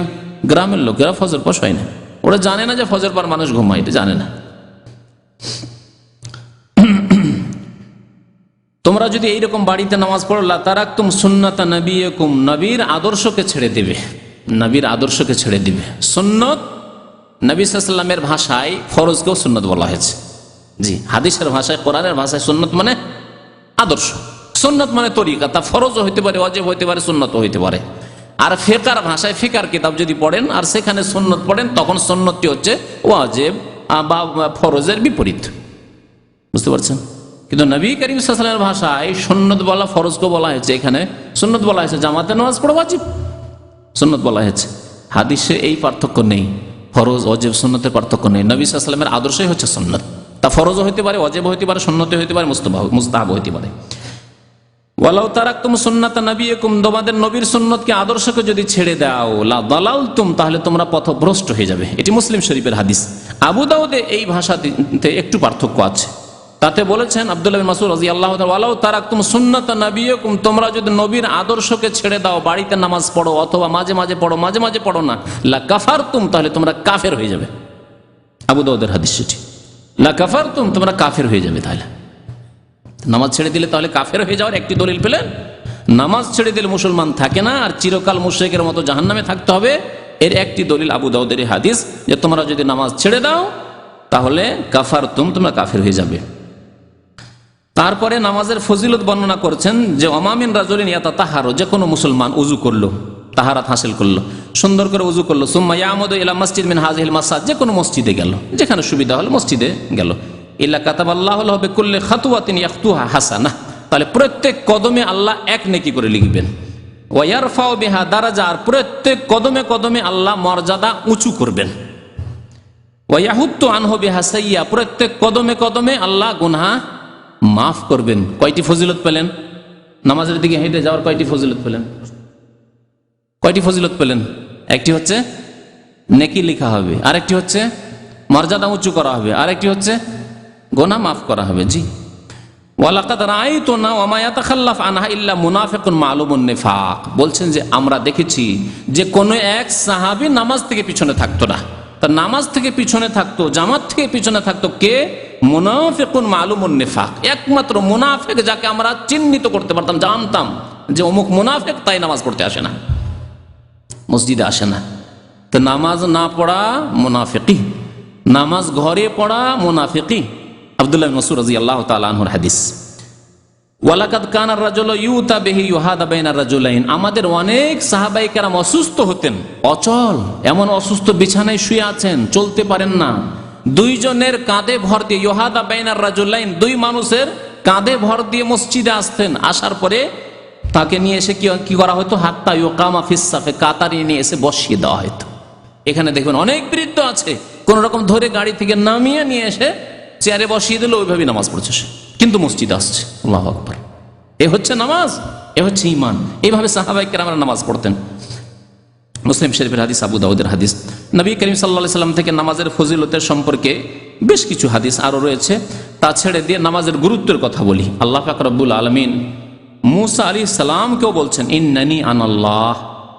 আল্লাহ বলছেন, হে মূসা, আমি হচ্ছি আল্লাহ। লা ইলাহা ইল্লা আনা, আমার ছাড়া আর কেউ সত্য উপাস্য নেই, মাবুদ নেই। ফাবুদনি, সুতরাং একমাত্র আমার ইবাদত করো। ওয়া আকিমিস সালাতা লিযিকরি, আমাকে স্মরণ করার উদ্দেশ্যে, আমার জিকিরের উদ্দেশ্যে নামাজ পড়ো, নামাজ কায়েম করো আমাকে স্মরণ করার উদ্দেশ্যে। তাহলে আল্লাহর জিকির, আল্লাহকে স্মরণ করা হতেই পারে না নামাজবিহীন। নামাজ ছাড়া আল্লাহর জিকির হতেই পারে না। তাই সূরা আনকাবুতের আয়াত নম্বর 45-এর শেষ অংশে রয়েছে, যেখানে বলা হয়েছে নামাজ অন্যায় অশ্লীল কাজ থেকে বিরত রাখে। ওয়ালা জিকরুল্লাহ আকবার, আল্লাহর স্মরণ করা হচ্ছে সবচাইতে বড় কাজ। আর এই আল্লাহর স্মরণ হয়, প্রসঙ্গ চলছে কিন্তু কিসের? নামাজের। নামাজ দিয়ে যে আল্লাহর জিকির হয় সেটি হচ্ছে সবচাইতে বড় আকবার, ওয়ালা জিকরুল্লাহ আকবার। আল্লাহ পাক রব্বুল নামাজ ওয়াক্ত মোতাবেক ফরজ করেছেন, সুতরাং ওয়াক্তেই নামাজ পড়তে হবে, খেয়াল খুশি নামাজ পড়লে হবে না। আজকাল বহু মানুষ যারা নামাজিও, তাদেরকে যদি ভাগ করে দেখি, নামাজিদেরকে যদি ভাগ করেন, দুই ভাগে ভাগ করেন। একদল নামাজি যারা 5 ওয়াক্ত নামাজ কায়েম করে ফজর নামাজও জামাত সহকারে পড়ে আর ওয়াক্ত মোতাবেক পড়ে। আর আরেক দল নামাজি নামাজ তো পড়ে, ফজরও হয়তো পড়ে, কিন্তু ওয়াক্তে পড়ে না। কাদের সংখ্যা বেশি হবে? একদিন এরকম ভাবে আপনাদের জিজ্ঞেস করেছিলাম, কার সংখ্যা বেশি হবে বলেন তো দেখি? হ্যাঁ, যারা ফজর নামাজ ওয়াক্তে পড়ে না, সূর্য ওঠার পরে পড়ে, প্রায় নাকি ঘুম ভাঙে না। বহু লোক আছে, তাদেরকে বললে ঘুম ভাঙে না, তাদের ঘুম ভাঙে না। দুনিয়ার কাজের ক্ষেত্রে ঘুম ভেঙে যায়, ডিউটি থাকলে ঘুম ভেঙে যায়, ঘুম হারাম হয়ে যায়, সব হারাম হয়ে যায়, দুনিয়ার কাজকর্ম খাওয়া দাওয়া সব হারাম হয়ে যায়, কিন্তু ফজর নামাজের জন্য ঘুম ভাঙে না। এই হচ্ছে মুসলমান। আল্লাহ পাক বলছেন ফাকিমুস সালাত ইন্নাস সালাতা কানাত আলাল মুমিনিনা কিতাবাম মাওকুতা, নামাজ কায়েম করো, নামাজকে নির্দিষ্ট সময়ের উপর আল্লাহ পাক রব্বুল আলামিন ফরজ করে। সূরা নিসা আয়াত নম্বর 103। নামাজকে কিতাবান মাওকুতা ফরজ করা হয়েছে ওয়াক্ত মোতাবেক, ওয়াক্তের উপর ফরজ করা হয়েছে। ওয়াক্ত চলে গেলে নামাজ হবে না। ইমাম ইবনে তাইমিয়া রাহমাতুল্লাহ আলাইহি বলছেন, কারণ আমাদের দেশে আবার এইরকম ডাল ভাত ফতোয়া খুব বেশি আছে, যে আপনার নামাজ ছুটে গেছে, কাজা হয়ে গেছে, পড়ে নেন। হুজুর আমি উঠতে পারছি না, সকালবেলা ফজরে উঠতে পারছি না, 7টার সময় ডিউটি, তো 7টার সময় পড়লে চলবে? হবে না কেন, পড়ে নেন, কাজা করে নেন, কাজা পড়ে নেন। মিথ্যা কথা সব। ইমাম ইবনে তাইমিয়া রাহমাতুল্লাহ আলাইহি বলছেন যে আল্লাহ যখন কিতাবান মাওকুতা, ওয়াক্তের উপর আল্লাহ নামাজ ফরজ করেছেন, সুতরাং আল্লাহর আদেশ মোতাবেক নামাজ আদায় করতে হবে। যেই ব্যক্তি বিনা ওজরে, আপনি চেষ্টা করেছেন জাগতে পারলেন না, তাহলে যখনই জাগবেন নামাজ পড়ে নেবে। এটি হচ্ছে নবী সাল্লাল্লাহু আলাইহি হাদিস, তাই না? মান নামা আন সালাতিন আও নাসিয়াহা ফালিয়ুসাল্লিহা ইযা যাকারা, কেউ যদি শুয়ে থেকে যায় অথবা ভুলে যায়, তাহলে যখনই স্মরণ হবে বা যখনই ঘুম ভাঙবে তখনই যাতে নামাজ পড়ে নেই, ওযু করে নামাজ পড়ে নেন। ফাইন্না যালিকা ওয়াক্তুহা, এটি হচ্ছে তার ওয়াক্ত। লা কাফারাতা লাহু ইল্লা যালিক, আর কোনো কাফারা নেই, আপনার কোনো কাফারা নেই, কারণ আপনার উপায় নেই, আপনি জাগতে পারেননি, চেষ্টা করেছেন, নিয়ত ছিল, উদ্দেশ্য ছিল, অ্যালার্ম লাগিয়েছেন, বলেছেন স্ত্রীকে জাগিয়ে দেবেন, বন্ধু বান্ধবকে বলেছেন, তারপরও জাগতে পারেননি, হতে পারে এরকম। কিন্তু আপনি যখন তখনই জাগতে পারেন না, প্রায় জাগতে পারেন না, ওয়াক্ত যাওয়ার পরে নামাজ পড়েন, এর হুকুম শুনেন। ইমাম ইবনে তাইমিয়া রাহমাতুল্লাহ আলাইহি বলছেন তার ফাতাওয়ায়, যে কোনো ব্যক্তি যদি এইভাবে নামাজ পড়ে ওয়াক্ত যাওয়ার পরে, যে কোনো নামাজ, ফজর নামাজ হোক আর জোহর হোক আর আসর হোক, জোহর নামাজ মাগরিব পরে, আসর নামাজ মাগরিব পর পড়লেন, আপনি এশার নামাজ রাত 12টার পরে পড়লেন বা 11টার পরে, মানে অর্ধেক রাত হয়ে যাওয়ার পরে পড়লেন, ওয়াক্ত চলে যাওয়ার পর নামাজ পড়লেন বিনা ওজরে। কি করছেন ভাই? খেলা দেখছিলাম, আজকে ক্রিকেট খেলা দেখছিলাম, ক্রিকেট খেলা দেখতে দেখতে ভাই 11টা বেজে গেল বা 12টা বেজে গেল, এশার নামাজের রক্ত চলে গেল, সময় পেলাম না।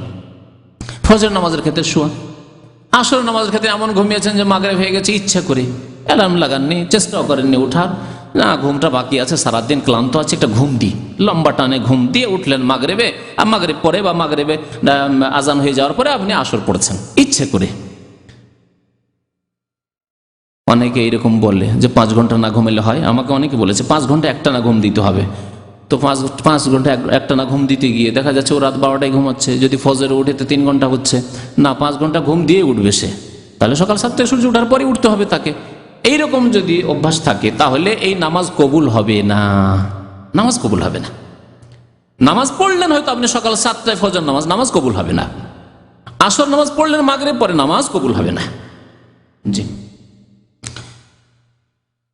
নামাজের গুরুত্ব সম্পর্কে একটি হাদিস মাত্র শোনাচ্ছি। নবী করিম সাল্লাল্লাহু আলাইহি সাল্লামের সর্বশেষ বাণী কি ছিল?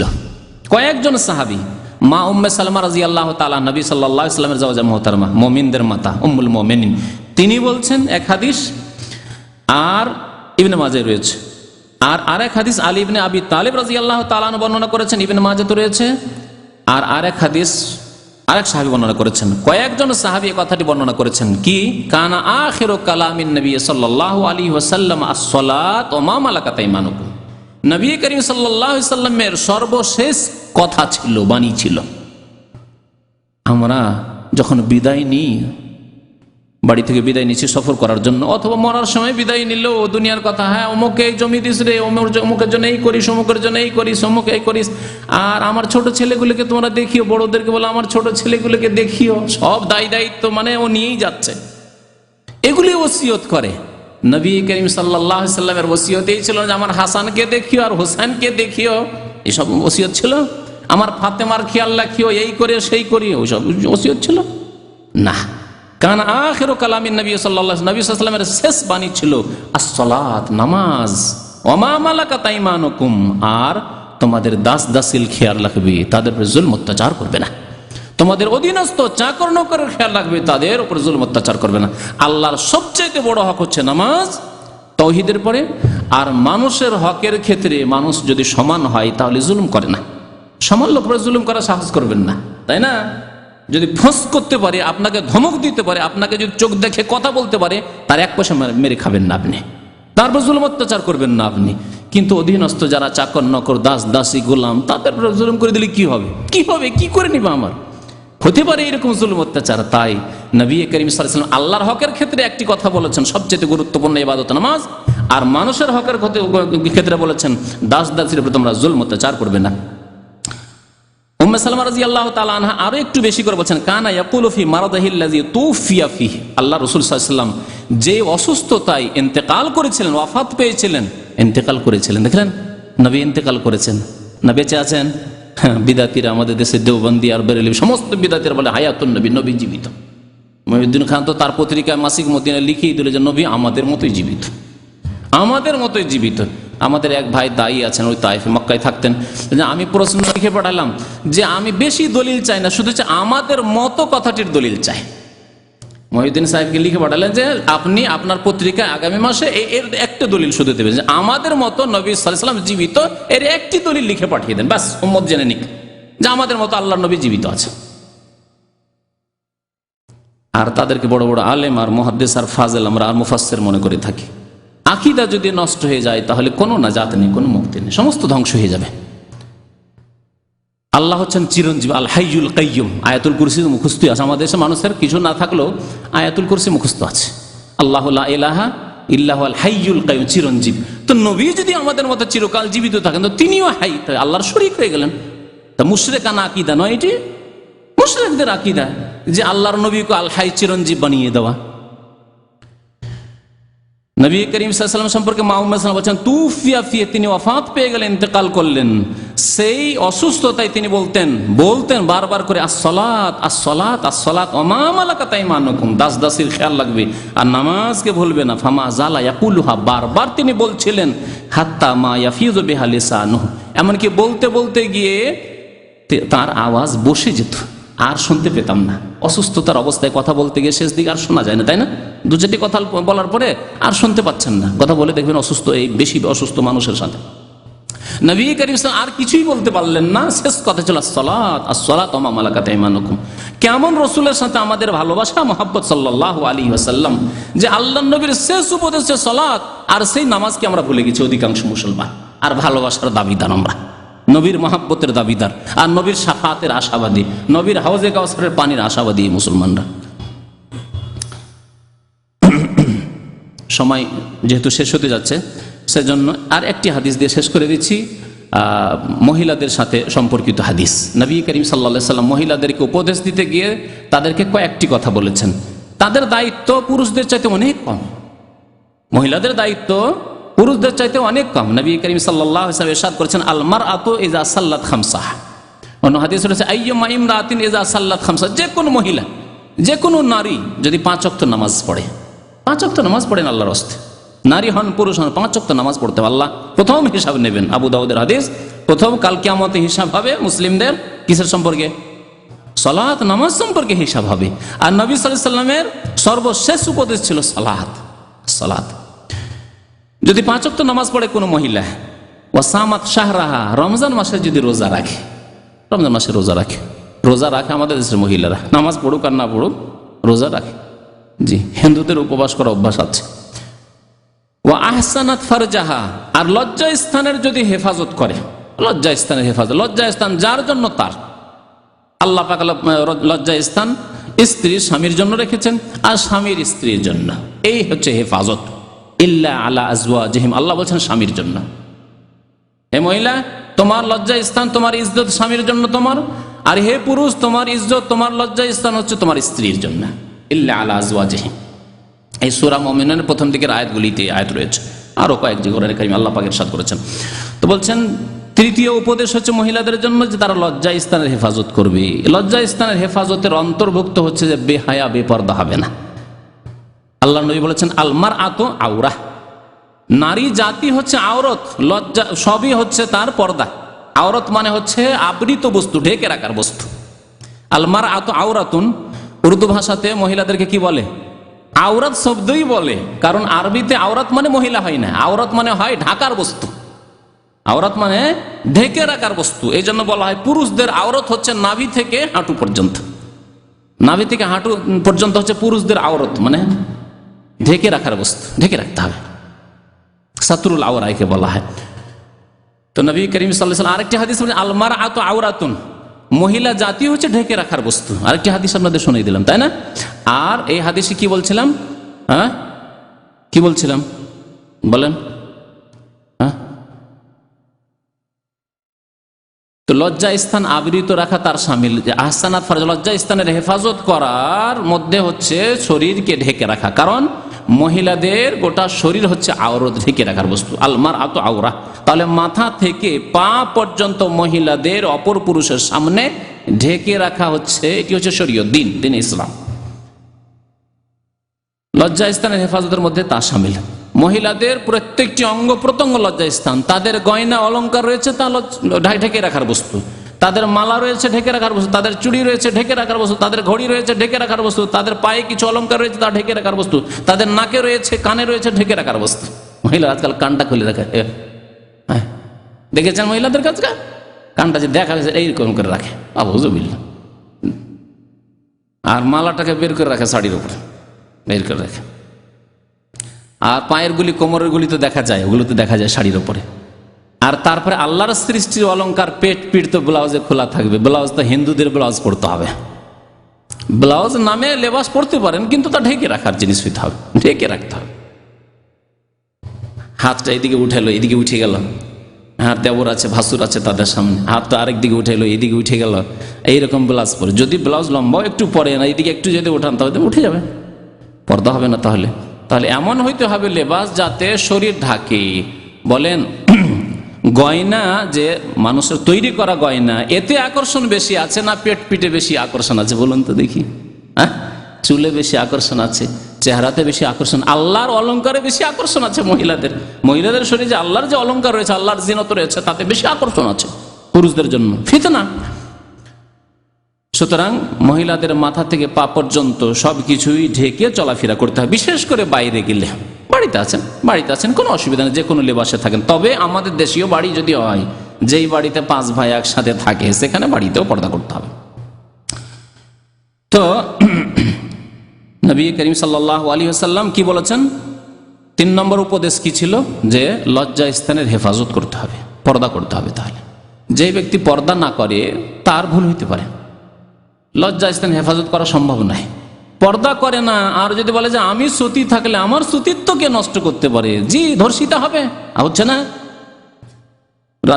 রাজশাহী থেকে, চিটাগাং থেকে এক মহিলা এক যুবতী একাই ঢাকা সফর করে, রাস্তায় ধর্ষিত হয়। এরকম পত্র পত্রিকা বহু ঘটনা আসছে, শুনতে পাচ্ছে। জি, তো লজ্জা স্থানের হেফাজতের মধ্যে পর্দা করা জরুরি। পর্দা না করলে লজ্জা স্থানের হেফাজত হয় না। ওয়া আতাআত বালাহা, 4 নম্বর উপদেশ হচ্ছে যে স্বামীর আনুগত্য করবে। স্বামীর আনুগত্য করতে হবে, জায়েজ কাজে স্বামীর আনুগত্য করতে হবে। যদি জায়েজ কাজে আনুগত্য করতে হয়, তাহলে ভালো কাজে অবশ্যই আনুগত্য করতে হবে। ওয়াজিব কাজে, সুন্নত কাজে, ফরজ কাজে অবশ্যই আনুগত্য করতে হবে, কারণ এতে আল্লাহর আনুগত্য, রাসূলের আনুগত্য। যদি জায়েজ কথাও বলে, সুন্নত নয়, ইসলামের কথাও নয়, জায়েজ কাজ, তাহলে আনুগত্য করতে হবে। তবে না জায়েজ কাজ যদি হয়, হারাম কাজ যদি হয়, অপছন্দনীয় কাজ হয়, না, আনুগত্য জায়েজ নয়, তাহলে আনুগত্য জায়েজ নয়। স্বামীর যদি আনুগত্য করে, নবী করিম সাল্লাল্লাহু আলাইহি ওয়াসাল্লাম বলে, এই 4টি কাজ যদি নারীরা করে, ফালতাদখুল মিন আইয়ি আবওয়াবিল জান্নাতি শাআত, যে কোনো দরজা দিয়ে সেই নারী জান্নাতে যেতে পারবে। আল্লাহু আকবার। সেই নারী যে কোনো দরজা দিয়ে জান্নাতে যেতে পারে, তার জন্য সমস্ত দরজাগুলি খুলে দেওয়া হবে, যে কোনো দরজা দিয়ে জান্নাতে যেতে পারে। আল্লাহু আকবার। এই ফজিলত নারীদের জন্য রয়েছে, হয়তো পুরুষদের জন্য এইরকম ফজিলত আল্লাহ বর্ণনাই করেননি। জি, তো নামাজের কথা বলছিলাম, সময় যথেষ্ট হয়ে গেছে। আল্লাহ পাক বলেন যেন আমাদেরকে 5 ওয়াক্ত নামাজ কায়েম করার তৌফিক দান করেন। আল্লাহ আমাদের অতীতের গুনাহ খাতা যেন মাফ করেন, নামাজের গুরুত্ব বুঝার এবং আমাদেরকে নামাজের জন্য দৃঢ় প্রতিজ্ঞ হওয়ার জন্য আল্লাহ তৌফিক দান করেন। নামাজ ছাড়া রোজা কবুল হবে না। রোজা সামনে আসছে, রোজা রাখবেন, নামাজকে সুন্দর করেন এবং আল্লাহর কাছে ইখলাসের সাথে যে আল্লাহ আর কোনোদিন নামাজ ছুটবে না, এই ওয়াদা করে নামাজ শুরু করেন। আর জাকাতের খেয়াল রাখবেন, ইনশাআল্লাহ তাআলা সময় হলে জাকাত সম্পর্কেও আলোচনা করে দেবো, যাতে করে আমরা জাকাতের ক্ষেত্রেও খেয়াল রাখি। অনেক ভাইয়ের কাছে পয়সা আছে কিন্তু জাকাত দেন না। আল্লাহ যেন আমাদেরকে নেক আমলের তৌফিক দান করেন, গুনাহ খাতা মাফ করে দেন। আমাদের যেসব ভাইয়েরা বোনেরা অসুস্থ রয়েছেন, আল্লাহ যেন তাদের অসুস্থতা দূর করে দেন, তাদের ব্যাধি আল্লাহ রাব্বুল আলামিন যেন আরোগ্যতা দান করেন। আল্লাহ পাক রব্বুল আলামিন যারা ইন্তেকাল করেছে তাদেরকে জান্নাতবাসী করেন, তাদের কবর আযাবকে যেন দূর করে দেন। আমিন। ওয়া সাল্লাল্লাহু আলা নবিয়িনা মুহাম্মদ ওয়া আলা আলিহি ওয়া সাহবিহি আজমাইন। প্রশ্ন এসছে আমার মনে হয় মহিলাদের পক্ষ থেকে, রোজার মাসে উমরা করার জন্য কোনো বাধ্যবাধকতা আছে কিনা? রোজার মাসে উমরা করার বাধ্যবাধকতা আবার কি, তো বুঝলাম না। তবে ফজিলত আছে, রোজার মাসে উমরা করলে ফজিলত রয়েছে। নবী সাল্লাল্লাহু আলাইহি সাল্লাম একজন সাহাবীকে বললেন যে তুমি রমজান আসলে রমজান মাসে উমরা করো, কারণ উমরাতুন ফি রমাদান তাআদিলু হাজ্জাতান আও কালা হাজ্জাতান মাই।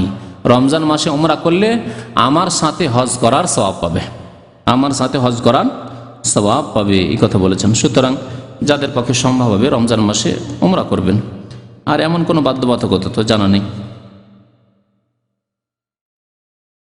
আমাদের দেশে রোজার ঈদের পরে অনেকে ঈদের চাঁদ যতদিন থাকবে ততদিনের মধ্যে 6টি রোজা রাখে।